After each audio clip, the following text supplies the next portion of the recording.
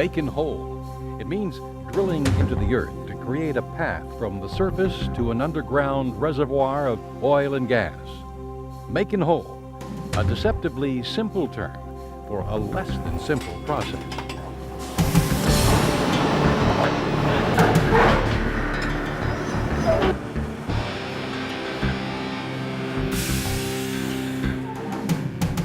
Making hole is drilling through thousands of feet of earth to reach oil and gas. It takes thousands of feet of heavy steel pipe, several very tough drill bits to cut through solid rock, a derrick, often more than 100 feet high, powerful engines, and plenty of elbow grease, working round the clock, 24 hours a day to find and tap oil and gas, our primary energy resource for this millennium and beyond.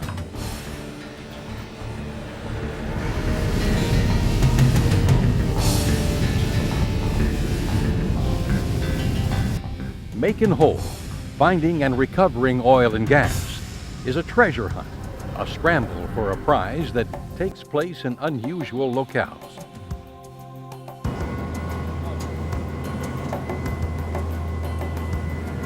Petroleum reservoirs lie deep beneath the surface of the earth in often inconvenient places. The result, drilling for oil and gas is an international industry, one that requires people, power, ingenuity, and equipment to get the job done. In the next few minutes, we'll explore how the industry locates petroleum reservoirs and how they drill from the surface to the necessary depths. And we'll learn how they find petroleum and how they rig up the drilling equipment. We'll also take a look at the 4 basic systems for any drilling unit: rotating, hoisting, circulating, and power. One of the first questions is, where are the petroleum reservoirs that lie hidden below the surface and thus invisible to the naked eye? How do we find them? In the early days of oil exploration, geologists used things like the surface features and even vegetation to determine where to drill for oil, because they couldn't see beneath the surface of the earth. In the last 50 years, seismic technology has been developed to try to image the subsurface. In the last 20, 3D technology has taken over and improved the success rate from 1 in 10 to 6 in 10 in successful wells that were drilled. Geophysicists, scientists that study the mechanics of the earth, use sound waves to help them picture what lies beneath the earth's surface. One way to make the sound waves is to vibrate a heavy weight on the surface. Surface sensors, called geophones, pick up the vibrations. The sound waves travel down through layers of rock. As they pass through different layers, the rock boundaries reflect some of the sound waves back to the surface. Geophones on the surface pick up the reflected waves. Special equipment records and translates the sound waves into a map or seismic section of the underground formations. This is an example of a conventional seismic horizon slice that geologists use today for exploring for oil. Here in the lower part of this section, you see some features that we know to be buried stream channels. Contrast that with the image here, which is a coherence cube horizon slice, and that you see those same features are now revealed in high detail, and they're known to be stream channels. And you can see that they're cut by faults. Here's a salt dome with radial faulting, and the yellow areas here are direct hydrocarbon indicators in the Gulf of Mexico. Despite all the advanced technology like 3D and 4D seismic that reduces the uncertainty of finding petroleum, the only sure way to find out if a formation really contains oil and gas is to drill for it.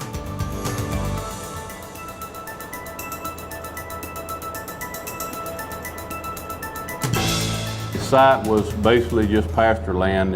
This country around here is kind of hilly, so it was very unlevel, so they had to bring bulldozers in and do a lot of cutting. First piece of equipment they actually rig up at the substructure. They set the substructure and then work off it with the mud tanks and come around with the pumps and then the engine packages and the SCR house.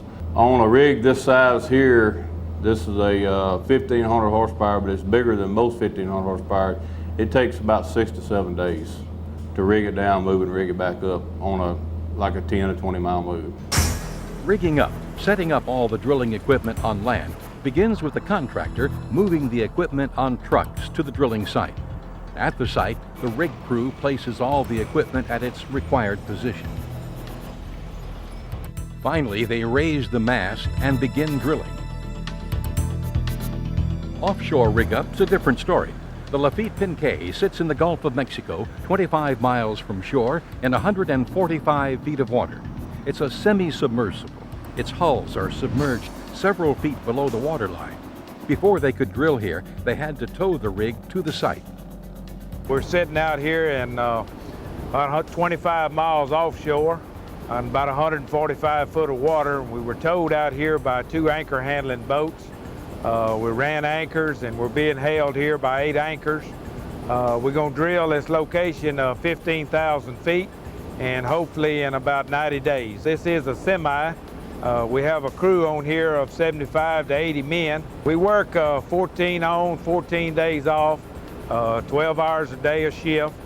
We have a crew change every week, rotate around. On my drill crew, I have a driller, an assistant driller, derrick hand, and 3 roughnecks.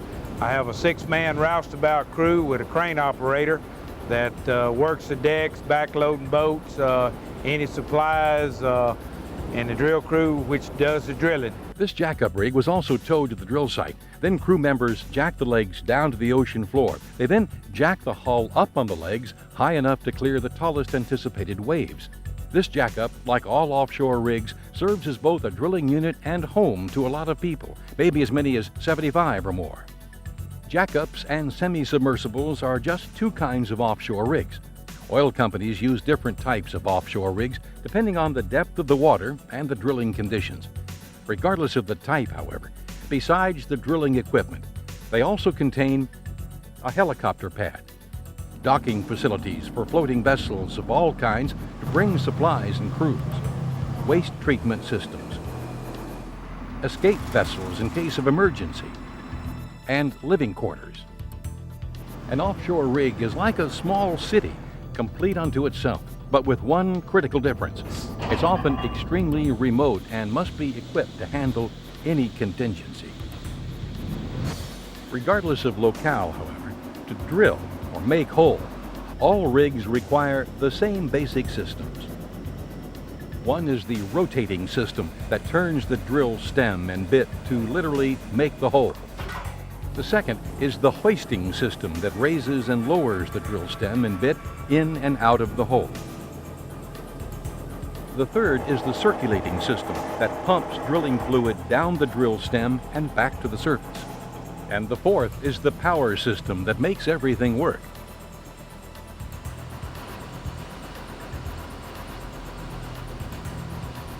We have a can rig top drive. It's equipped with a 1,000 horsepower DC electric motor.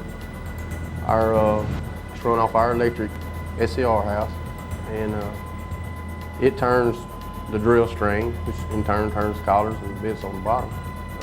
We're turning about 100 RPMs right now. Penetration rate is probably 20 foot an hour.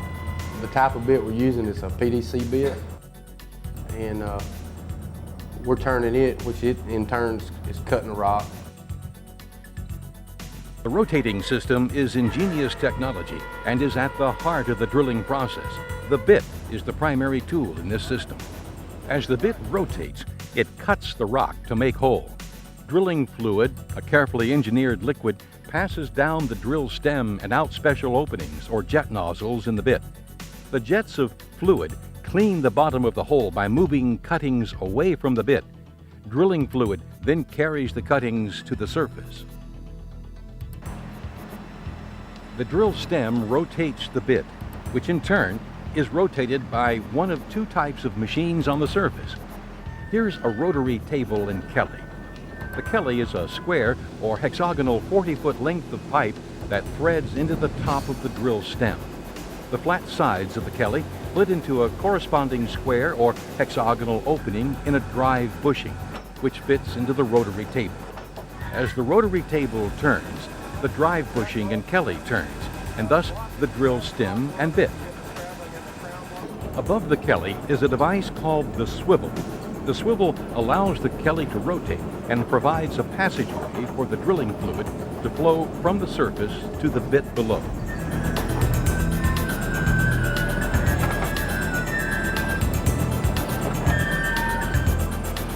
A second kind of rotating system is the top drive. The top drive has a powerful built-in motor. The motor's drive shaft screws directly into the drill stem. A top drive replaces the Kelly, rotary, and swivel. It suspends the weight of the drill stem and rotates it too. At the same time, drilling fluid flows through the top drive and into the drill stem and bit below. A top drive allows the crew to drill ahead with a 90-foot stand of pipe instead of the 30 feet typical with most Kellys. With a conventional Kelly and rotary, crew members have to make 3 connections to drill 90 feet.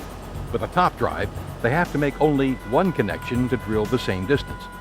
Using a top drive reduces the number of times the crew has to stop drilling to add pipe, and typically reduces drilling time by 25%.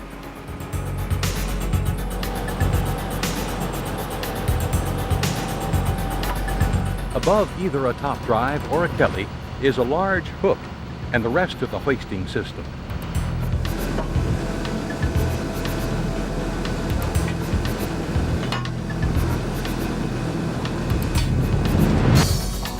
The hoisting system suspends the heavy weight of the entire drill stem in the hole, a hole that can be 10, 15, or 20,000 feet deep or more, and requires tons of pipe before the well is complete.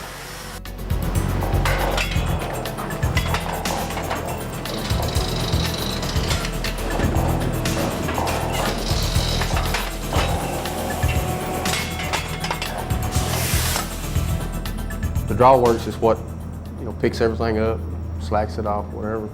We got an 1 3/8 drill line. Our mast is rated at 1 million pounds, and our substructure is rated at 1 million pounds. On most wells, the hoisting system raises and lowers the drill stem hundreds of times before the well is complete. The hoisting system includes the mast, or derrick as it's usually called, the blocks, the wire rope, and the drawworks that reel the wire rope in and out. A mast or derrick is one of the most distinctive things about a drilling rig. It's a structural tower that suspends and supports the hoisting system and pipe. At the top of the derrick is the crown block, one of 2 blocks in the system. The other block is the traveling block. The wire rope drilling line goes between the traveling block and crown block and carries the weight of the drill stem. The wire rope is also spooled around a rotating drum inside a large hoisting machine called the drawworks. Like a giant winch, the drum turns to release the wire rope and reverses direction to spool it in. Together, the derrick, blocks, wire rope, and drawworks suspend and move tons of drill stem in and out of the hole.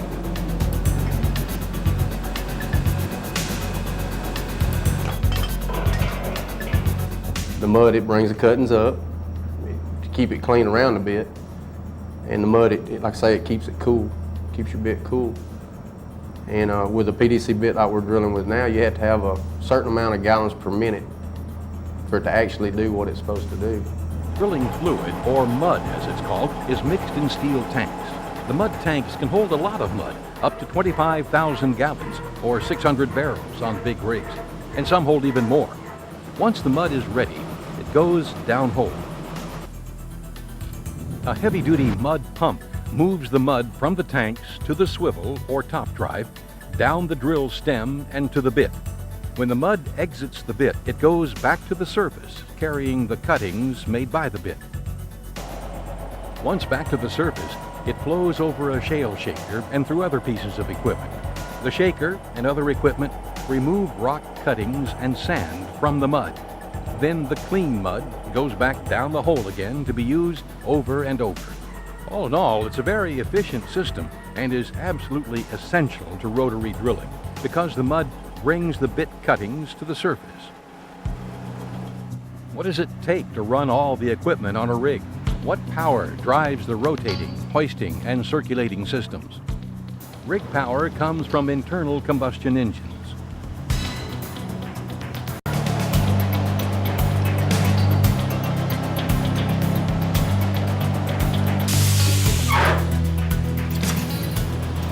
I'm the rig supervisor. I'm over 4 crews. I have 2 crews a day, each work 12 hours. And they work 7 days on, 7 days off. I work 7 days on, 7 days off. We're out here 24 hours a day. Anything that breaks or tears up, whatever, we make sure it's fixed. Make sure we have rig supplies to fix it. I work with Marathon, the company man. It's his well.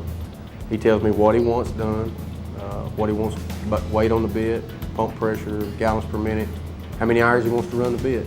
And he tells me, and I, in turn, tell my crew. I'm out here to make sure everything's done in a safe manner. If there's any questions, you know, they come to me and ask, and I try to work with them on it. The operating company, usually an oil company, retains the legal right to drill in a particular location. Usually they hire a drilling contractor, a company of drilling specialists. The tool pusher, or rig supervisor, is the contractor's top hand on the rig. He oversees 2 or 3 crews per day to maintain drilling 24 hours a day, 7 days a week. He lives and works on the site and is responsible for the success of the operation.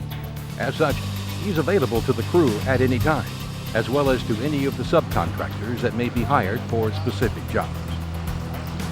Each drilling crew on a land rig includes a driller, a derrickman, and 2 or 3 rotary helpers. Offshore is the same, except they also hire additional workers called roustabouts. The driller works from a control console on the rig floor and directs the rest of the crew. He is directly responsible for the drilling of the hole during his shift, or tower, as it's called in the oil industry. Another member of the crew, the derrickman, handles the upper end of the drill stem from the monkey board when the crew is running pipe into or out of the hole. When the bit is on bottom drilling, the derrickman works at ground level on the drilling mud, making sure it meets the specifications for drilling a particular part of the hole.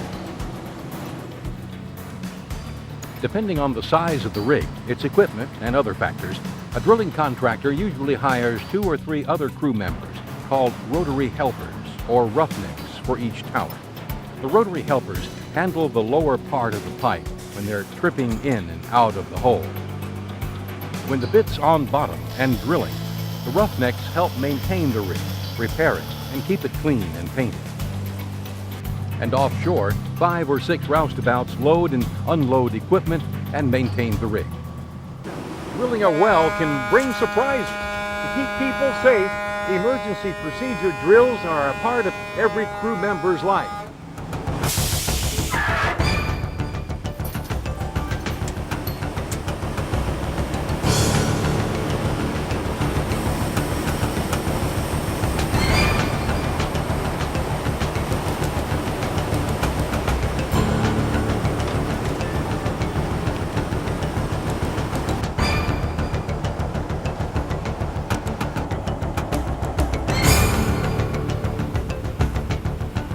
High-pressure fluids can enter the hole while drilling. The drilling fluid in the hole is the first line of defense against blowouts. It maintains pressure in the hole to keep formation fluids from escaping. If the formation fluids exert more pressure than the drilling fluid, however, they can enter the well bore and travel to the surface. If not handled properly, here's the result: a blowout.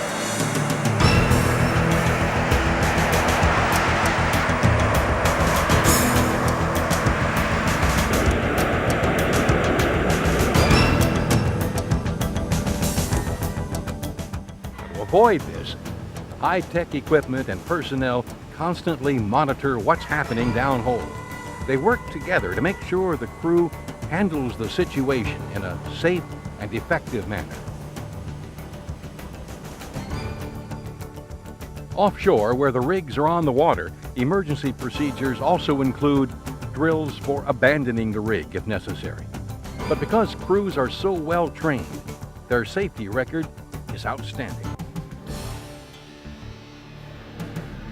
One of the amazing things is people take for granted and they pull up to a gas pump and get gas, that right here where we're at right now, this is the first journey that we go on. This is where we do the exploratory work. We drill wells, we're hunting oil, we're hunting gas. It's real interesting work to drill down and see the cuttings coming back. Most people, when they pull up to a gas pump, you know, they take it for granted, or they don't have any idea of where this came from.